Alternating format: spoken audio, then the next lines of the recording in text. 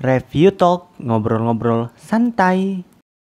Halo viewers, selamat datang kembali di channel Review Hoshi dan selamat datang kembali di segmen Red Talk. Segmen ngobrol-ngobrol santai kita kali ini yang mungkin udah kalian lihat di judul juga, judul video kali ini.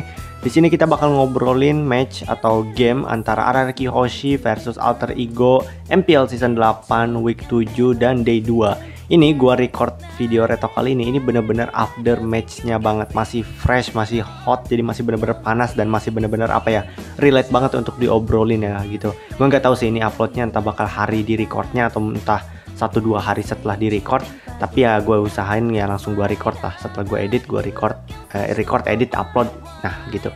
Tapi nggak tahu juga kan. Tapi yang pasti intinya kenapa gue bikin retok kali ini, maksudnya kan ya memang ini adalah big match dan memang punya pengaruh juga. Jadi bukan berarti game tanpa alasan juga. Maksudnya kayak ini bisa mempengaruhi klasmen juga kan.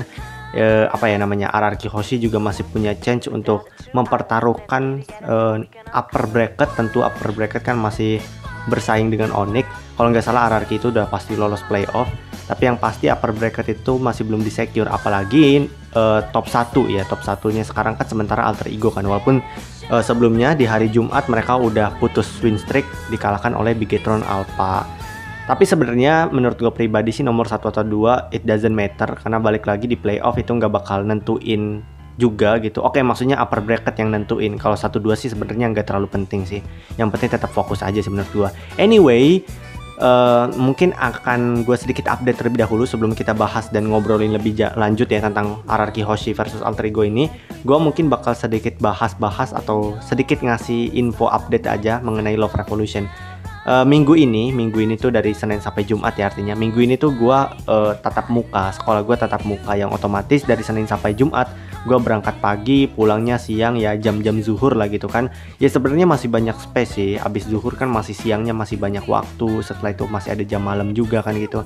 Tapi yang namanya kayak orangnya yang dari dulu rebahan gitu kan, kita ya angkatan corona kan gitu ya, tiba-tiba dihadapkan dengan tatap muka yang harus gerak dan beraktivitas, belajar tatap muka gitu, otomatis pas siang tuh bawahnya pengen tidur mulu gitu. Malam antara ya waktu istirahat atau kita nugas gitu, ngerjain tugas yang dikasih pada hari itu, kurang lebihnya seperti itu kan. Jadi kayak sebenarnya itu nggak bisa jadi alasan juga, karena bagaimanapun itu adalah tuntutan gue sebagai seorang pelajar ya kan. Begitu juga dengan kalian kan, ya pasti ada lah gitu kayak kita males segala macam. Tapi ya kalau dipikir-pikir ya itu kan pekerjaan kita juga, itu kan tuntutan kita sebagai pelajar gitu, dan itu nggak bisa jadi alasan untuk kita menghentikan kita untuk berkarya gitu. Itu anjay, maksudnya ya bener dong, kayak kita sebagai pelajar ya memang tugas kita belajar gitu, nggak bisa dijadikan alasan untuk membuat kita berhenti membuat konten-konten segala macam, nggak bisa membuat kita berhenti menjadi seorang content creator gitu. Aduh, agak-agak geli sendiri sih bilang content creator ya. Tapi ya kurang lebihnya seperti itu ya. Ya bukan hanya content creator, tapi kalian juga yang mungkin ada hobi tertentu segala macem gitu. Kayak itu nggak bisa jadi alasan untuk membuat kalian berhenti melakukan tindakan tersebut gitu. Oke, mungkin belajar memang jadi prioritas, tapi balik lagi ya kalian tetap harus bisa menikmati hidup juga sih. Jadi itu sedikit bacot dan curhat aja dari gua, karena ya mau bagaimanapun ya Retok seperti yang kalian tahu juga kan, nggak ada skrip, nggak ada nulis skrip, semuanya murni keluar dari bacotan gua pas di record, nggak ada mempersiapkan apa-apa. Oke, kurang lebihnya itu sendiri. And by the way ya, sedikit curhat lagi ya. Ini kalian bisa skip sih. Mungkin kalian ada kesel ya, tapi ini ada cerita menarik. Kemarin hari Jumat itu kan gue mau berangkat sekolah tuh pagi, tapi gue pikir kayak perginya tuh kepagian gitu. Makanya gue bilang sama temen gue, ini nggak penting banget ya, kalian bisa skip. Akhirnya gue sama temen gue boncengan naik motor dan kita jalan-jalan, jadi nggak langsung ke sekolah, tapi di jalan sepi. Jadi kayak kita muter-muter gitulah, nggak langsung ke sekolah. Di jalan sepi kita malah jatuh, anjay langsung jatuh, luka-luka, dan itu juga bisa dibilang salah satu alasan. Mungkin harusnya gue udah bisa, kalau misalkan nggak jatuh dan nggak luka-luka jadi harus diurus gini ya, mungkin Love Revolution episode minggu kemarin mungkin udah di project dan bisa diupdate sekarang sih. Tapi gara-gara itu jadi kepospon lagi, anjay. Ya namanya musibah ya, Jumat ya, siapa yang tahu sih gitu, siapa juga yang mau jatuh gitu ya kan. Oke, kurang lebihnya segitu aja buat curhatnya. Jadi langsung aja kita ke topik utama kita, ke RRQ Hoshi versus Alter Ego. Jadi mereka main jam 6 ya, seperti biasa MPL kan ngaret ya. Walaupun jadwalnya kelihatannya 18.00, tapi ya mulainya ya jam setengah 7-an lah gitu. Dan sekarang gue recordnya jam 8 pas 20.00. Jadi bener-bener masih apa ya, masih fresh banget lah gitu match itu. Jadi sekarang gue udah buka di HP gue nggak tahu ini bakal gue edit atau enggak ke apa namanya, ke videonya nanti, entah gue masukin atau enggak postnya. Tapi yang pasti sekarang gue lagi ngelihatin postingan dari Instagramnya tim RRQ. Jadi di sini ada apa kayak post matchnya gitu, dan kita bakal bahas line up terlebih dahulu. RRQ Hoshi masih main dengan line up yang sama. Sebenarnya RRQ Hoshi itu fleksibel dengan God lane-nya. Sisanya itu tuh 4-4-nya sebenarnya kurang lebih udah nggak bisa digantikan, apalagi posisi jungler dan XP laner. R7 dan Bertus itu tuh, RRQ Albert itu tuh udah kayak nggak bisa digantikan lah gitu. Bukannya nggak bisa, tapi kayak ya siapa lagi juga yang mau ngegantiin kan. Tapi kalau roamer, mid laner ataupun god laner itu tuh masih benar-benar bisa banget diganti gitu. Dan yang main di match kali ini adalah Sin, Bang Sin atau Ayah Sin ya. Dia main di posisi god lane dan ya dia kan yang paling sering rotasi sama Skylar gitu. Dan untuk posisi apa Alter Ego tuh berbanding terbalik. Mereka juga menurut gue salah satu tim yang paling sering gonta-ganti roster atau gonta-ganti strategi dengan roster yang berbeda-beda. Apalagi mereka juga punya apa ya, kayak mereka tuh punya namanya apa sih, kayak set gitulah. Jadi kayak kadang mereka bisa Ahmad atau Maman sama Leo Murphy, atau misalkan Maman sama Rasi, Udil sama Leo Murphy, Udil sama Rasi. Jadi bener-bener versatile banget lah Alter Ego ini tuh. Tapi kalau misalkan di XP lane, jungler, dan gold lane, Alter Ego tuh udah fix lah bisa dibilang, nggak bakal berubah-ubah lagi. Jadi itu ya untuk line up line up untuk match kali ini. Kita bakal langsung lihat berikutnya sebentar. Nah, di berikutnya ada draft pick. Jadi ini draft pick dari RRQ Hoshi melawan Alter Ego Esport. Jadi RRQ, by the way, gue lupa ngomong, RRQ menang 2-0 ya di match kali ini, 2-0 tanpa balas. Dan ingat, MPL itu tuh BO3 di regular season. Jadi 2-0 itu tuh udah cukup untuk secure matchnya. Jadi RRQ Hoshi itu tuh mainin Granger buat Albert, Jauhead sebagai roamer, terus ada Lunok sebagai god lane, dan Khaled yang akhirnya keluar setelah sekian lama entah kemana kan.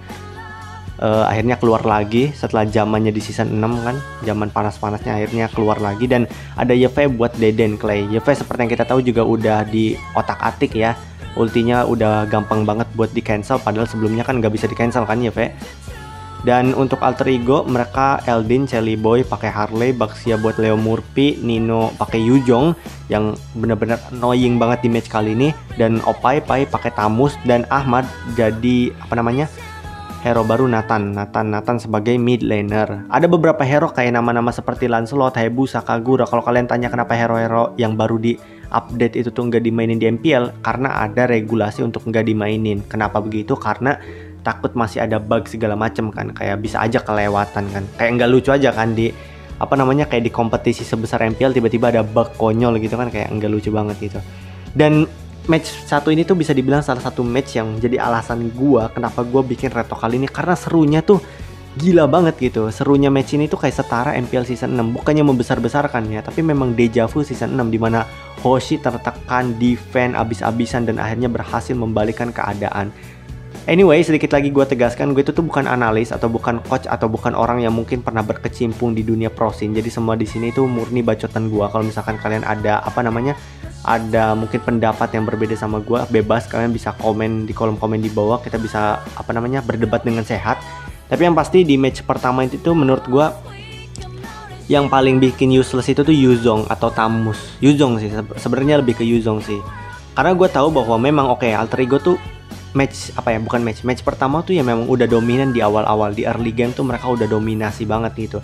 Tapi pas gue nonton aja, di hati gue itu tuh masih tenang gitu, kayak nggak terlalu panik, karena satu, RRQ punya Yeve sebagai high ground, oke? Jadi kayak mereka agak susah lah buat di end gitu.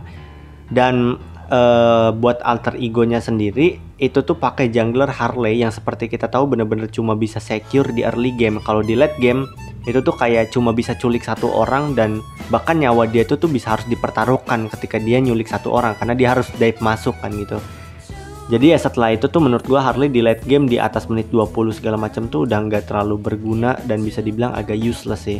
Bukan useless juga sih, masih ada gunanya, tapi nggak seberguna di early game gitu. Kalau early game kan kayak haram banget kan, tapi kalau udah di late game gue percaya kayak Harley tuh udah nggak jadi masalah. Tapi masalahnya itu udah ada pada side-nya, yaitu Yuzong dan Tamus. Kenapa Yuzong? Yuzong itu tuh bisa dibilang counter alami para marksman gitu. Enggak semua MM sih, tapi kalau misalkan Granger yang dipakai Albert di sini itu bener-bener dibikin sengsara sengsaranya, karena Yuzong itu tuh ultinya bisa dive in kan. Pas dia transform ke wujud naganya, dia bisa masuk ke backliner dan ngotak-ngatik backline RRQ Hoshi, dan dimana bisa dibilang kan Jauhead juga hero moment kan, bukan hero cover gitu.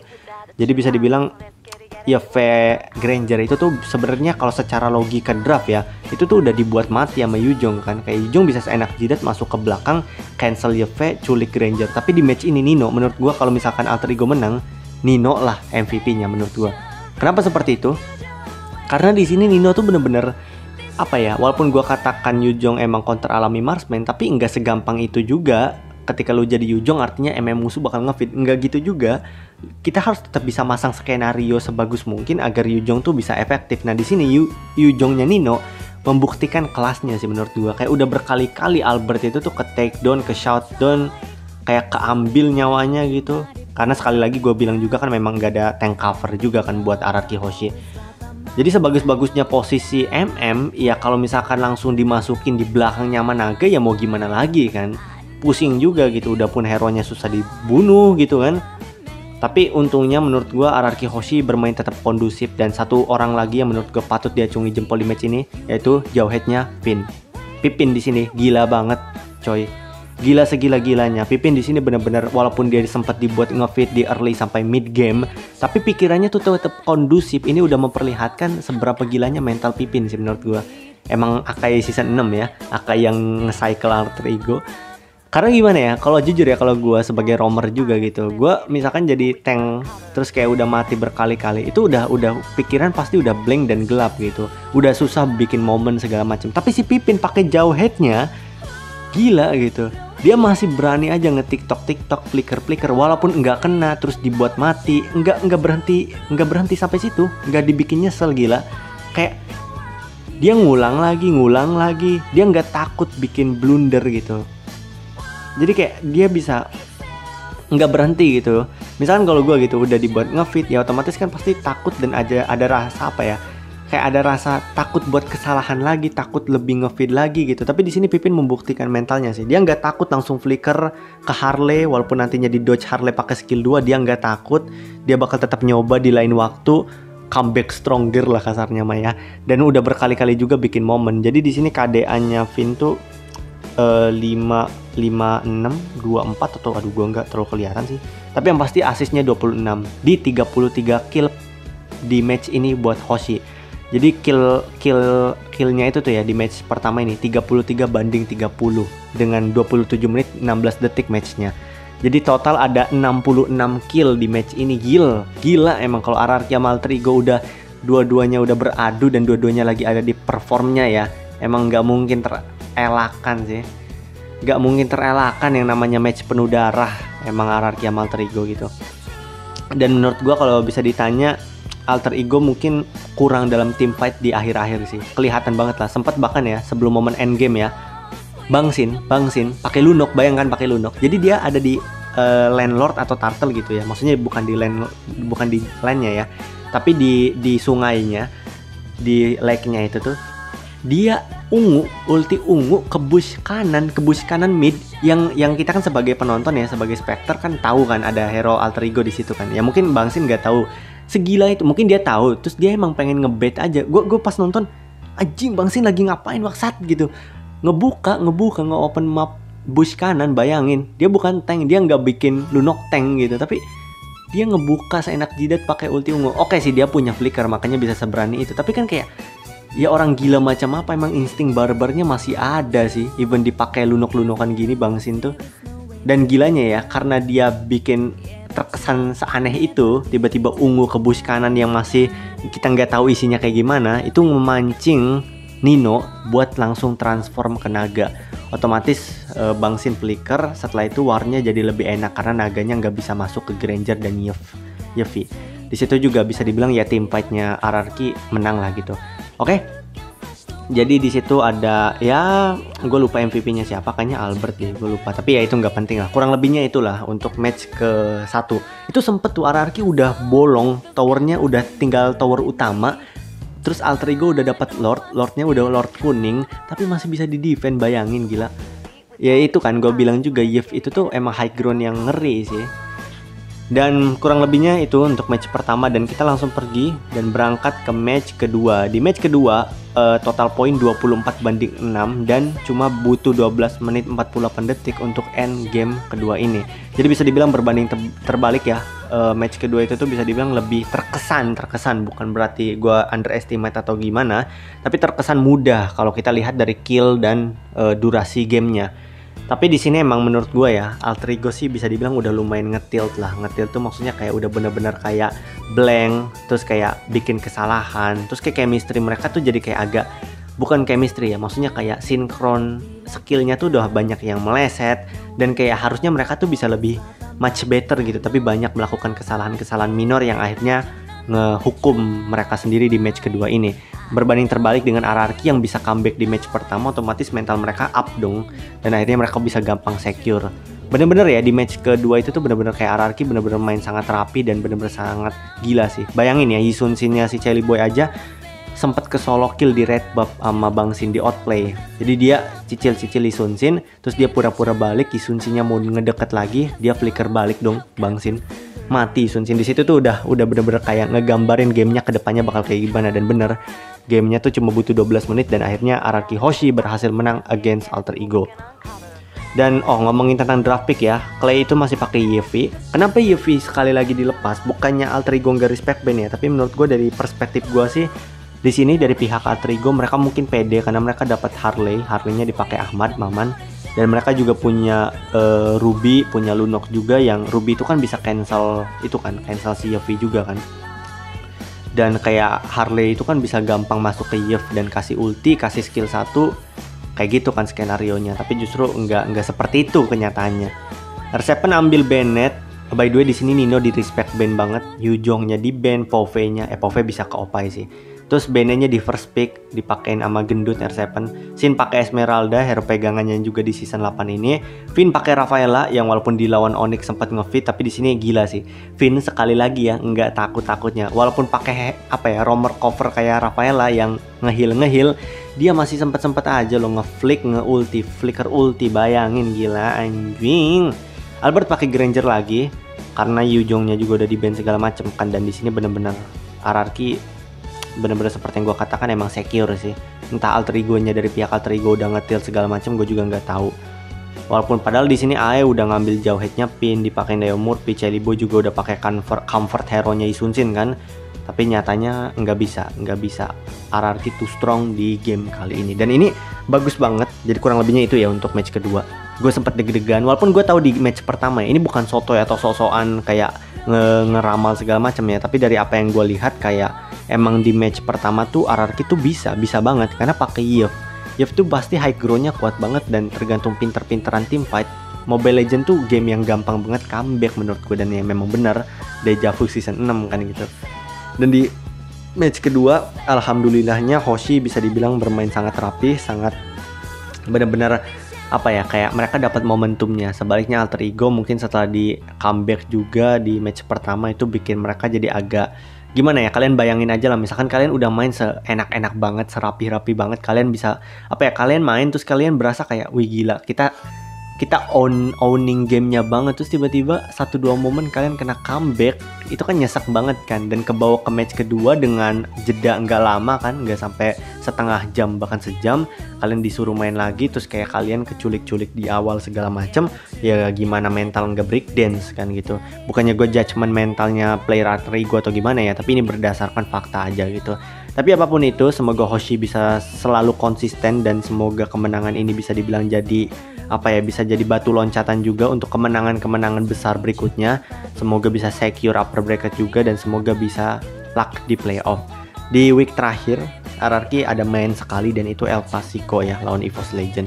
Oke viewers, kurang lebihnya segitu aja untuk retalk kali ini. Mohon maaf jika ada salah-salah kata. Semoga kita bisa selalu selalu berkarya. Anjay, berkarya apa sih anjing, nggak jelas gue, Indian stres nih gue. Oke, kurang lebihnya seperti itu aja. See you to the next video viewers. Goodbye. Stay at home, stay healthy, dan selalu stay positive. Bye bye.